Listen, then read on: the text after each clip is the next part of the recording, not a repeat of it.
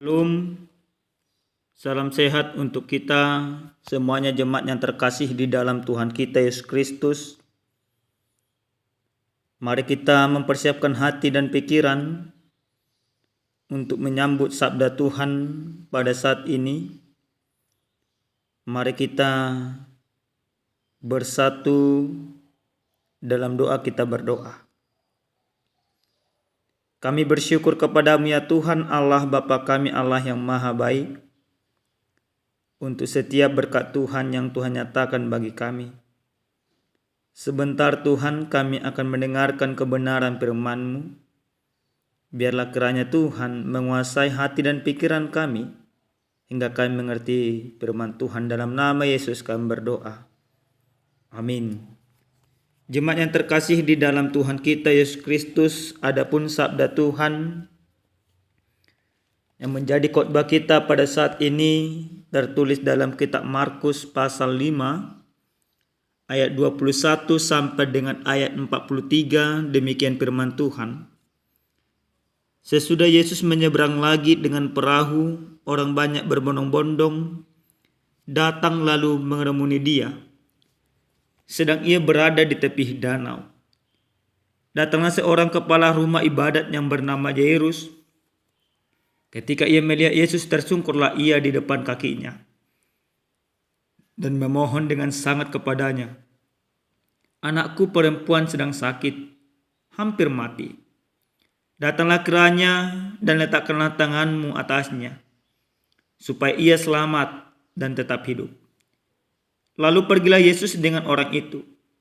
Orang banyak berbondong-bondong mengikuti dia dan berdesak-desakan di dekatnya. Adalah di situ seorang perempuan yang sudah 12 tahun lamanya menderita pendarahan. Ia telah berulang-ulang diobati oleh berbagai tabib, sehingga ia telah dihabiskan semua yang ada padanya. Namun sama sekali tidak ada faedahnya, malah sebaliknya keadaannya makin memburuk. Dia sudah mendengar berita-berita tentang Yesus. Maka di tengah-tengah orang banyak itu, ia mendekati Yesus dari belakang dan menjamah jubahnya. Sebab katanya, "Asal ku jamah saja jubahnya, aku akan sembuh." Seketika itu juga berhentilah pendarahannya dan ia merasa bahwa badannya sudah sembuh dari penyakitnya. Pada ketika itu juga Yesus mengetahui bahwa ada tenaga yang keluar dari dirinya. Lalu ia berpaling di tengah orang banyak dan bertanya, "Siapakah yang menjamah jubahku?" Murid-muridnya menjawab, "Engkau melihat bagaimana orang-orang ini berdesak-desakan denganmu, dan engkau bertanya, 'Siapa yang menjamah aku?'" Lalu ia memandang sekelilingnya untuk melihat siapa yang telah melakukan hal itu. Perempuan itu yang menjadi takut dan gemetar ketika mengetahui apa yang telah terjadi atas dirinya, tampil tersungkur di depan Yesus dan dengan tulus memberitahukan segala sesuatu kepadanya. Maka katanya kepada perempuan itu, "Hai anakku, imanmu telah menyelamatkan engkau. Pergilah dengan selamat dan sembuhlah dari penyakitmu." Ketika Yesus masih berbicara, datanglah orang dari keluarga kepala rumah ibadat itu dan berkata, "Anakmu sudah mati. Apa perlunya lagi engkau menyusah-nyusahkan guru?" Tetapi Yesus tidak menghiraukan perkataan mereka dan berkata kepada kepala rumah ibadat, "Jangan takut, percaya saja." Lalu Yesus tidak memperbolehkan seorang pun ikut serta, kecuali Petrus, Yakobus, dan Yohanes saudara Yakobus. Mereka tiba di rumah kepala rumah ibadat, dan di sana dilihatnya orang-orang ribut menangis dan meratap dengan suara nyaring. Sesudah ia masuk, ia berkata kepada orang-orang itu, "Mengapa kamu ribut dan menangis? Anak ini tidak mati, tetapi tidur." Tetapi mereka menertawakan dia. Maka diusirnya semua orang itu. Lalu dibawanya ayah dan ibu anak itu, dan mereka yang bersama-sama dengan dia masuk ke kamar anak itu.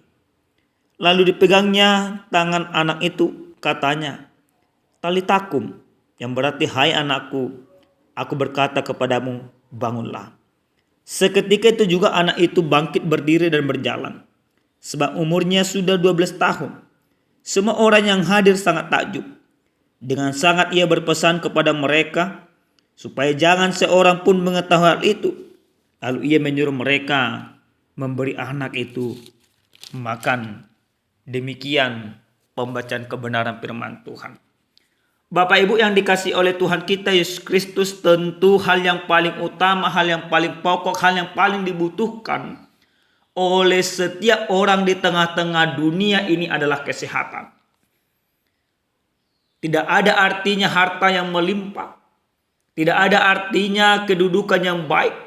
Tidak ada artinya segala sesuatu kita peroleh di dalam kehidupan ini kalau kita tidak sehat, baik secara jasmani maupun secara rohani.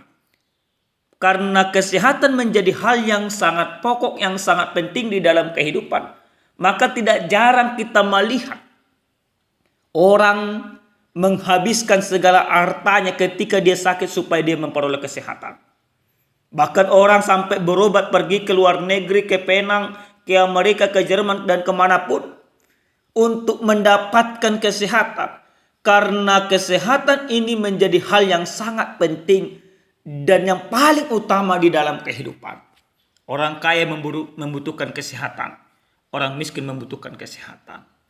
Nah Bapak Ibu yang dikasihi Tuhan kita Yesus Kristus, dalam perikop kebenaran firman Tuhan yang sampai kepada kita pada saat ini, dijelaskan ada dua yang sakit dengan mempunyai latar belakang yang berbeda. Yang pertama itu anak daripada kepala rumah ibadat yang bernama Yairus, di mana anaknya sakit dan sangat parah. Yang kedua itu yaitu perempuan yang 12 tahun sakit pendarahan. Jairus dengan segala kewibawaannya, karena dia kepala rumah ibadat, otomatis dia sangat dihormati. Maka ketika dia melihat anaknya perempuan yang sangat dikasihinya sakit, apa yang dia lakukan? Dengan iman yang percaya, dia pergi menjumpai Yesus yang kala itu Yesus sedang mengajar. Maka dengan kerendahan hati dia mau bersujud kepada Yesus, dia bermohon kepada Yesus, dia katakan kepada Yesus bahwa anaknya sakit dan dia percaya hanya Yesuslah yang mampu menyembuhkan anaknya. Dan Yesus pun akhirnya mengikuti Jairus untuk bertemu dengan anaknya untuk menyembuhkannya. Tapi apa yang terjadi Bapak Ibu? Sebelum Yesus sampai ke rumah Yairus beserta dengan para muridnya, yang kedua yaitu ada seorang perempuan yang 12 tahun sakit. Dia sudah mendengar berita tentang Yesus. Dia sudah mendengar bagaimana mujizat-mujizat yang dilakukan oleh Yesus. Maka dia percaya bahwa satu-satunya yang bisa menyembuhkannya juga dengan iman yaitu Yesus.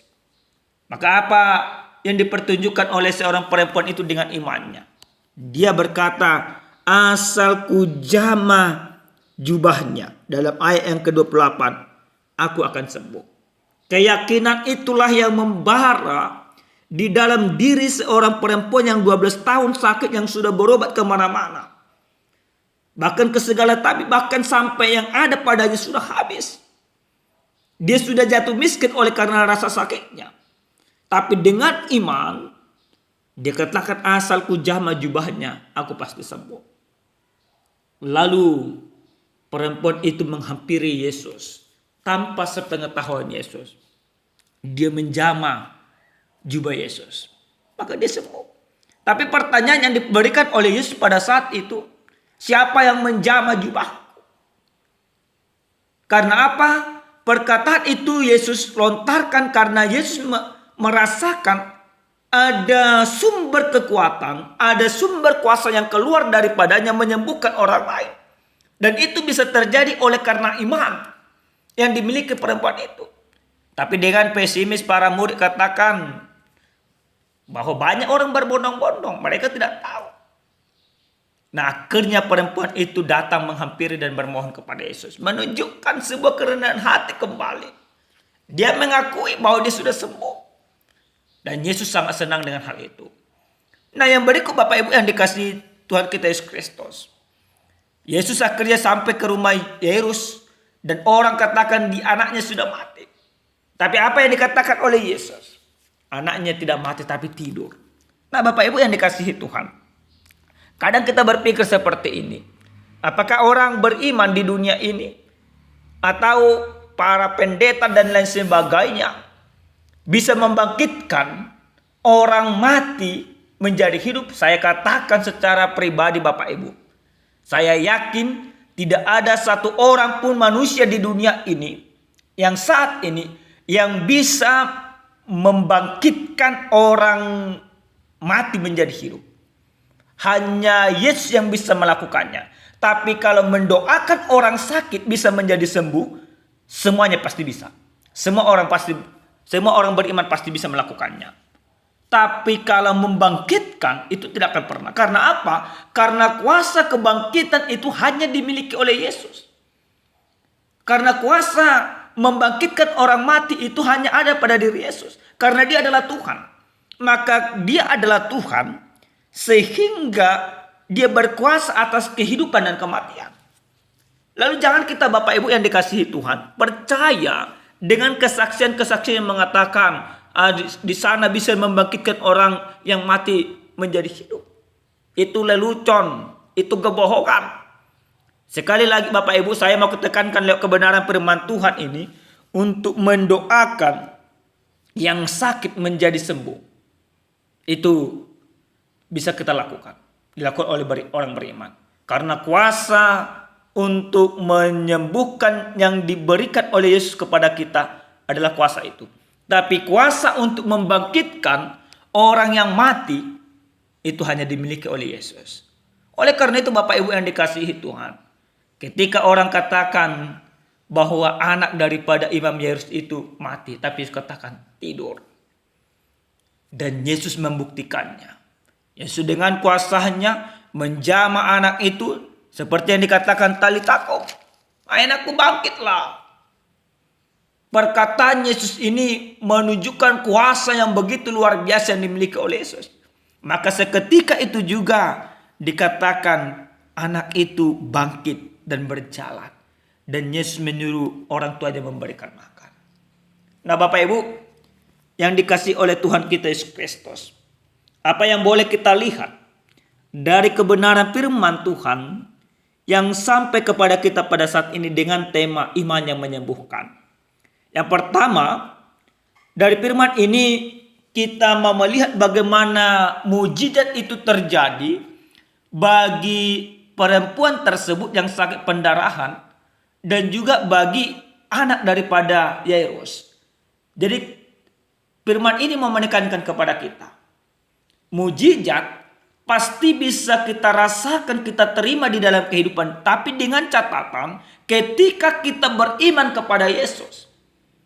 Iman kepada Yesuslah yang membuat kita bisa menerima segala mujizat itu.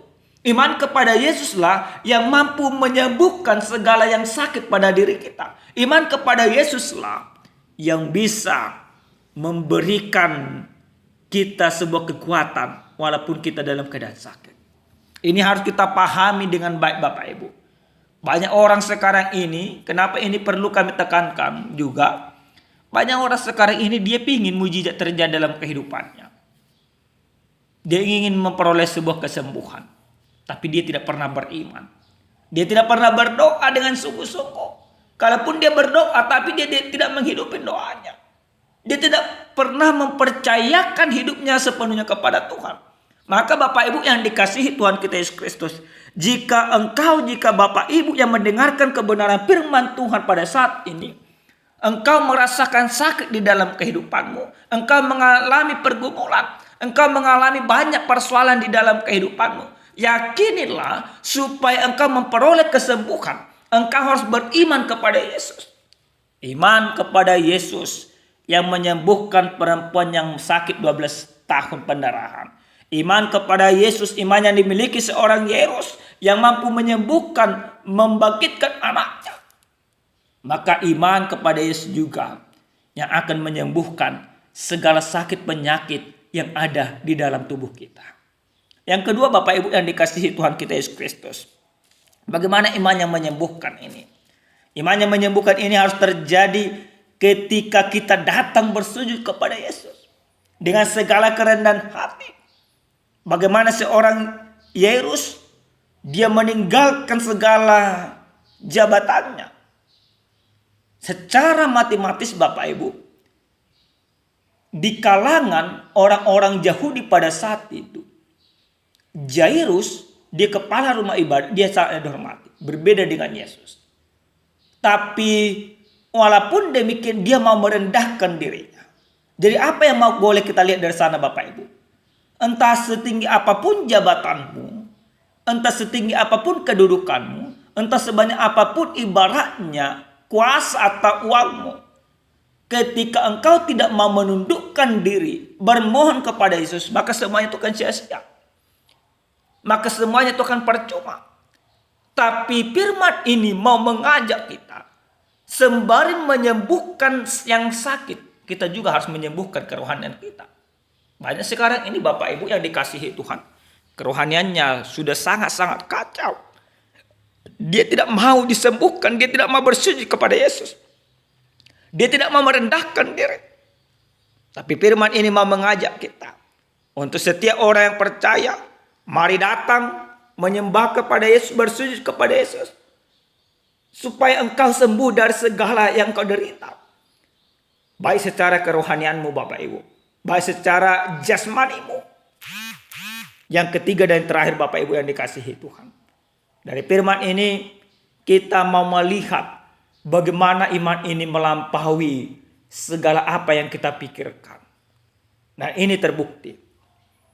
Perempuan yang sakit 12 tahun, dia sudah pergi berobat kemana-mana. Yairus juga pasti dia sudah membawa anaknya juga berobat. Tapi imannya melampaui segalanya. Maka ketika kita beriman kepada Yesus Sang Juru Selamat itu, biarkan iman itu melampaui pikiranmu. Biarkan iman itu melampaui segala keadaanmu. Bagaimana iman yang melampaui? Iman yang melampaui yang saya maksudkan Bapak Ibu, yaitu harus lebih besar imanmu daripada kekhawatiranmu. Harus lebih besar imanmu daripada egomu. Harus lebih besar imanmu daripada pikiranmu. Bahkan harus lebih besar imanmu daripada kekuasaanmu. Karena apa? Karena Yesus lebih besar daripada segala sesuatunya. Maka ketika iman kita kepada Yesus lebih besar daripada dunia ini, maka engkau akan selamat. Baik di dunia ini, baik nanti di akhirat seperti katakan agama sebelah. Tapi bagi orang yang beriman kepada Yesus, dia akan memperoleh kesembuhan di dalam kehidupannya. Karena Yesus sumber kesembuhan, Yesus sumber kebangkitan, Yesus adalah juru selamat. Amin, kita berdoa. Kami bersyukur kepadamu ya Tuhan Allah Bapa kami, Allah yang maha baik untuk segala kebaikan dan firman Tuhan yang sudah kami dengarkan. Biarlah kiranya Tuhan kami hidup dan melakukan firman-Mu. Terima kasih Bapa, kami percaya setiap orang yang mendengarkan firman Tuhan pada saat ini, mereka akan dikuatkan di dalam Tuhan. Dalam nama Yesus kami berdoa. Amin. Salam sejahtera Bapak Ibu, Tuhan Yesus memberkati.